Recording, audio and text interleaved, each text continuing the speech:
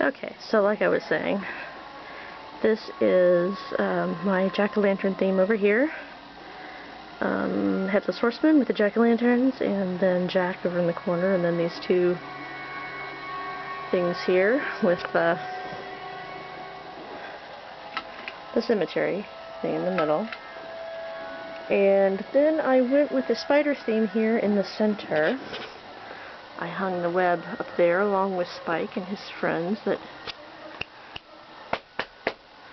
jump down whenever they feel like it. This one I know will, because he does actually too much jumping, which is why I had to shut him off. And I've got I've got the boys all dolled up. I don't know if you can see, but I've got Buzz as a native and Warren as a newsie. And this year, you might see with the back, I've got this black back. And I realized that I could cover the walls if I used simple tablecloth, vinyl tablecloth that you get at a party store. They're really thin, really disposable, and I put them up on the wall and then took a gold stamp and stamped them every so often, and it made a nice effect. I put it behind the jack-o'-lanterns as well, over in this corner above the castle wall. That looked really good. And over here is the full length with all the pictures and the so forth. So and here's my organ. I went this year with violet. I stayed with violet in here, except over in the jack-o'-lantern section, and it's very formal compared to last year. Very Victorian, and again, it's got spiders all in it, and the skull, and the rats, and so forth in there, and then the chandelier. You can't really see very well. Chandelier is above it, and then this year, this owl that I had last year didn't have eyes that glowed, so I drilled holes in the eyes, and now he glows. Wonderful little stare, which is helpful because my poor owl, my old owl, no longer works. Even though I finally got correct batteries for him, he doesn't work right. So I took my lamp stand, the floor lamp, and made kind of like a spider tree out of it with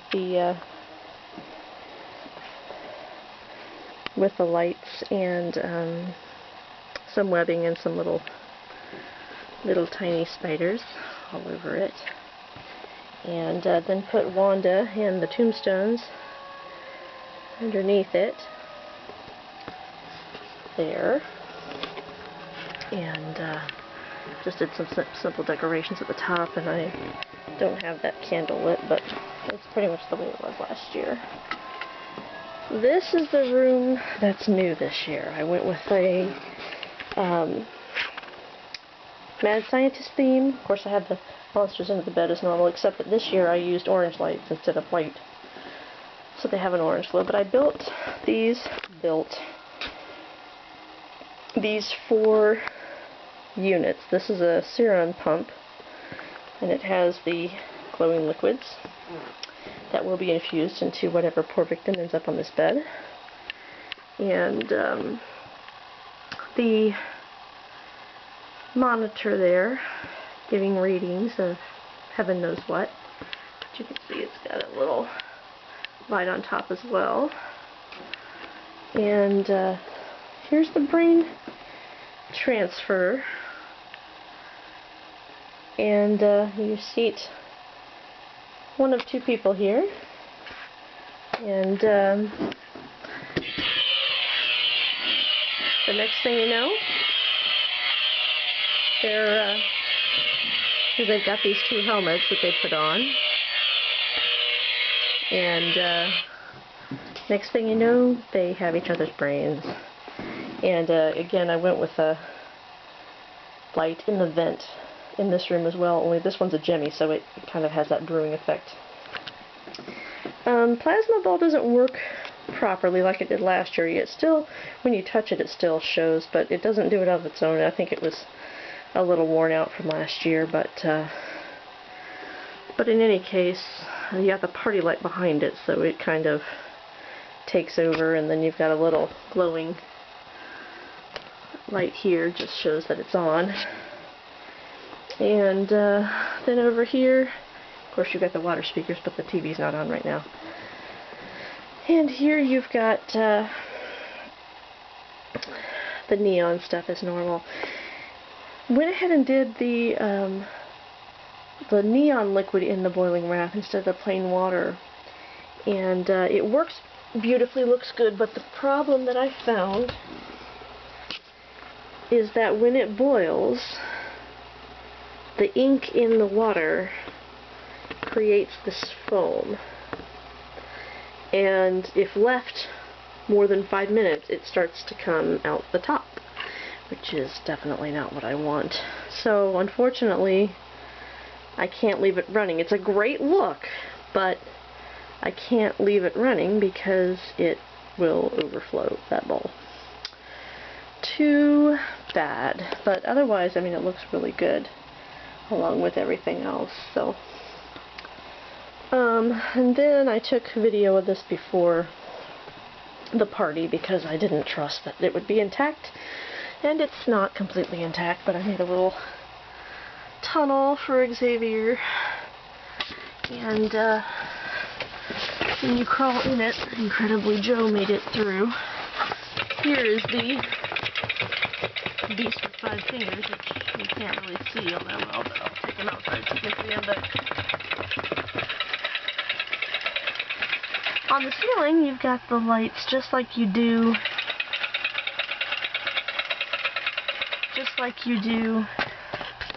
on the Monsters Under the Bed. You've got the openings that I've made, and the far end there's foil and has bats on it, and I'll go on the other side and look at it. But this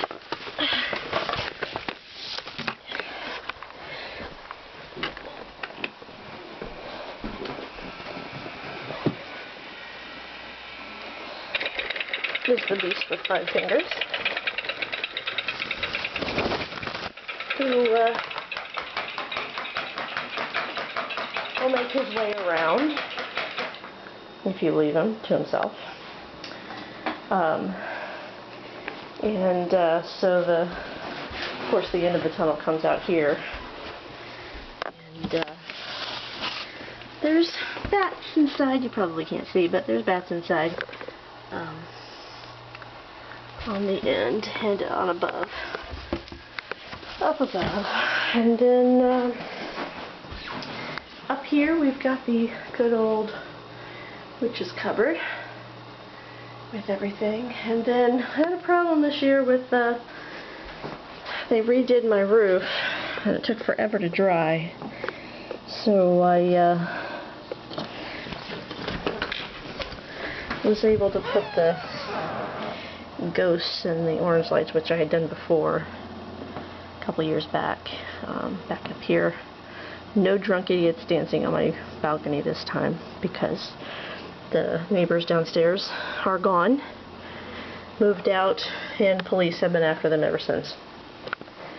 So that is Halloween 2017. Oh wait, one more thing. Can't forget the spiders, which in this instance are in the bathroom. And they always look good. I love these spiders. I always think they're so much fun. And this year I did do one little jaunt down memory lane. I printed out pictures of the ghost train and people in costume and different things from previous years, so gave some people something to talk about. But it was a long endeavor getting all of this together, planning it. and then executing it, particularly this room here, was really something. So, something going on with the police out there. But anyway, blood fountain as normal. I rearranged it a little bit, but it's still pretty much the same as it was. And that's everything from 2017.